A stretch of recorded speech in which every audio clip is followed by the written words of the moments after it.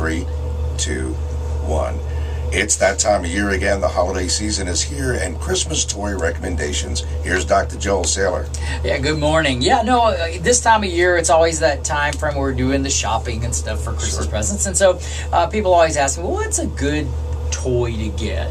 And so for dogs and cats, obviously the things that push their buttons are going to be different than what we, between species. So for dogs, one of the things we like for dogs to have as a toy now are things that are going to engage them. And the old days of the squeaky toy, yeah, that's kind of nice and they enjoy that. But it's gotten so much more high tech now. Probably one of the simplest of the engaging toys are toys like Kong, okay, which is a little bell-shaped thing that encourages them to chew on that and they get rewarded. But then step-ups from that are going to be like the Buster Cube, which again, it's a little device. They have to knock it around and it works out, that it'll reward them for working on it. Right. And actually there's a whole host of these kind of interactive toys now that you can find online. Some of them actually are quite expensive because they're made of wood and stuff like that, but other ones are plastic and more durable, and all of them are involved with keeping your dog's interest engaged. So when you're looking for your pet, for your dog specifically, you want to find something that's going to keep him focused, okay, and something to do and entertain while you're gone during the day, because remember, a dog is a pack animal and they roam a lot. And so now we've put them inside, and so they're sitting there twiddling their thumbs, and we wonder why they do destructive things at the house. So when you're looking for that, look for interactive dog toys, okay? Now cats pretty much anything that shakes, wiggles, or moves is good for them.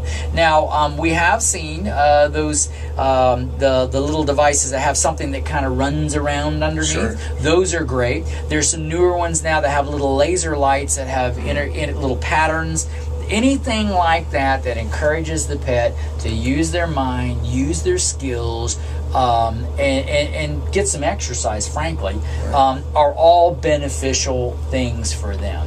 So when you are looking for it, kind of think beyond the old, I'm just going to grab the squeaky toy, put a bow on it, and go from there, because there's so much cooler stuff out there for them and again, just plan to spend a little bit of time at a PetSmart or one of those places like that. But the online outlets also have tremendous amounts of interesting interactive toys available for your pet. Is it safe to assume that the fancier, the more expensive? Not always, and just because it's more expensive doesn't mean it's better. Right. The Kong toy, for instance, is a tried and true interactive product. Nothing high tech about it. It's a rubber bell, basically, that you shove treats up in, and they kind of gnaw on it, and the stuff kind of comes out. Hey, like that. And matter of fact, our police dogs, that's the toy they're trained on. If they find what they're looking for, they get the Kong and they go nuts over that. So, and that's very low tech, very reasonable toy. So just so that's, higher tech's not necessarily more expensive, and it's also not necessarily better. So kind of look and see how it's going to work in the process. I could just imagine if your pet could talk and they're on a boat. I have the Kong. I have the Kong. And we'll be back right after this.